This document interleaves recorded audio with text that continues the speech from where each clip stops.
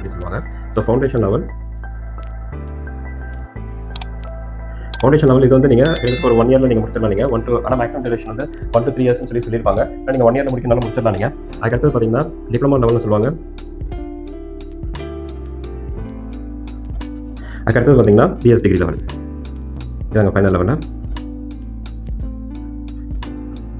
இந்த லெவல் முடிச்சிட்டிங்கன்னா நீங்கள் இந்த லெவலோடய நீங்கள் வெளியில் வரனாலும் வந்துக்கலாம். அது எனக்கு ஃபவுண்டேஷன் லெவல் வந்து எனக்கு தெரியும், எலக்ட்ரானிக் சிஸ்டம் எனக்கு தெரியும் சொல்லிட்டு ஒரு ஐஐடியை உங்களுக்கு வந்து குவாலிஃபைட் சர்டிஃபிகேஷன் மாதிரி ஒன்று கொடுத்துட்டு உங்களை வந்து ஃபவுண்டேஷன் லெவலில் நீங்கள் முடிச்சுட்டு வெளியில் வந்துட்டீங்கவே உங்களுக்கு இந்த டிகிரி வச்சுட்டு நீங்கள் இதுக்கு ஒரு சர்டிஃபிகேட் வாங்கிட்டு நீங்கள் வெளியில் வந்துடலாம். அடுத்து பார்த்தீங்கன்னா டிப்ளமா லெவல். இது முடிச்சா பிறகு டிப்ளமா லெவல் என்ற ஆனாலும் ஆகலாம். அப்படின்னா இதுலேயே சர்டிஃபிகேட் வாங்கிட்டு நீங்கள் எக்ஸிட் ஆனால் வாங்கிக்கலாம். ஒன்ஸ் நீங்கள் டிப்ளமா லெவல் உள்ள வந்துட்டீங்கன்னா இதுக்கு பர்டிகுலர் டியூரேஷன் இருக்கும். ஸோ இந்த கோர்சஸ் லிஸ்ட் ஆஃப் கோர்சஸ் இருக்கும். இந்த கோர்சஸ் எல்லாமே நீங்கள் முடிச்சிட்டிங்கன்னா அதுக்கடுத்து பார்த்தீங்கன்னா நீங்கள் பிஎஸ் டிகிரி லெவல் போகலாம். அப்படின்னா எனக்கு டிப்ளமா லெவலே எனக்கு போதும், இதோட நான் சர்டிஃபிகேட் வாங்கிட்டு வெளியில் கிளம்பலாம் அப்படின்னா நீங்கள் இந்த லெவல் முடிச்சுட்டு நீங்கள் இந்த லெவலோட நீங்கள் சர்டிஃபிகேட் வாங்கிட்டு வெளியில் கிளம்பலாம். அடுத்து பார்த்தீங்கன்னா பிஎஸ் டிகிரி லெவல் இது முடிச்சுட்டு நீங்கள் அடுத்த லெவல் வரது வந்து பிஎஸ் டிகிரி லெவல். இதாங்க ஃபைனல் டிகிரி லெவல். இதுக்கு என்னென்ன கோர்சஸ் நீங்கள் எல்லா கோர்சஸ் நீங்கள் முடிச்சிட்டிங்கன்னா உங்களுக்கு இதுக்கான சர்டிஃபிகேட் வாங்கிட்டு நீங்கள் வெளியில் வந்துடலாம் சொல்லி சொல்லுவாங்க. So foundation